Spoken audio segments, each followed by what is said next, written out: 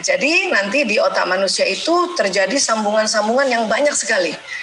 Ini kita lihat dalam bentuk slow motion, ya, dalam bentuk yang lamban, sebetulnya cepet banget. Dikatakan setiap detik ada 2 juta informasi yang masuk di otak manusia, 2 juta. Baik dari penglihatan, pendengaran, ya, pendengaran yang difokuskan atau yang tidak difokuskan, yang sambil lalu penglihatan yang difokuskan, apa yang diucapkan, apa yang dirasa, apa yang dihidu, pokoknya bayangkan 2 juta per detik ini, dan terjadi sambungan-sambungan seperti ini.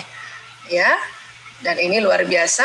Pada saat kita nanti mendapat informasi, entah diucapkankah, dilihat, didengar, dirasa, dihidup dan sebagainya, itu terjadi sambungan.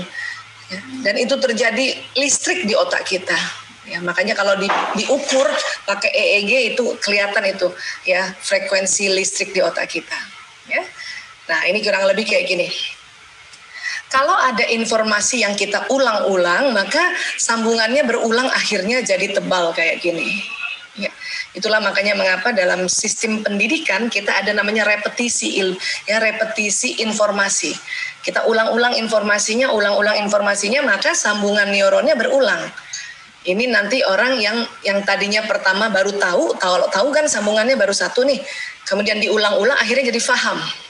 Ya, kan kita dimintanya begitu ya, habis tahu faham, ya, habis maklum mahfum gitu. Itu juga dalam kita menghafalkan Quran, kita diminta ulang-ulang supaya kita sambungan otaknya tebal sehingga jadi faham gitu. Ya, ini makanya apapun yang kita pelajari dan diulang-ulang, nanti sistem sarafnya sambungannya jadi tebal. Ini yang disebut pintar, ya, pintar. Kalau cerdas gimana Bu Isa? Kalau cerdas itu upaya untuk menyambungkan sel saraf yang baru, karena mau tahu lagi hal yang baru.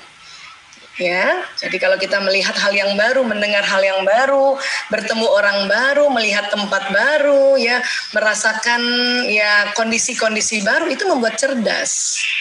Termasuk pandemi ini kan sesuatu yang baru.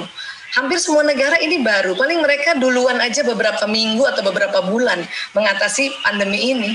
Jadi pandemi ini karena sesuatunya banyak yang baru, kondisinya yang baru, maka kita tersambung neuron-neuron baru. Sebetulnya itu membuat kita cerdas. Akhirnya karena kepepet kita muncul kreativitas, makanya muncul kecerdasan kan gitu. Kalau hal yang biasa berulang itu menjadi pintar.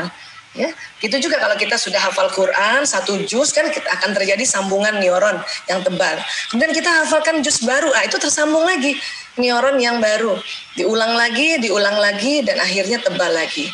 Nanti antara juz 1 dengan juz 2 dia ada kolerasinya. Nanti neuron 1 dengan neuron lain tersambung lagi. Masya Allah.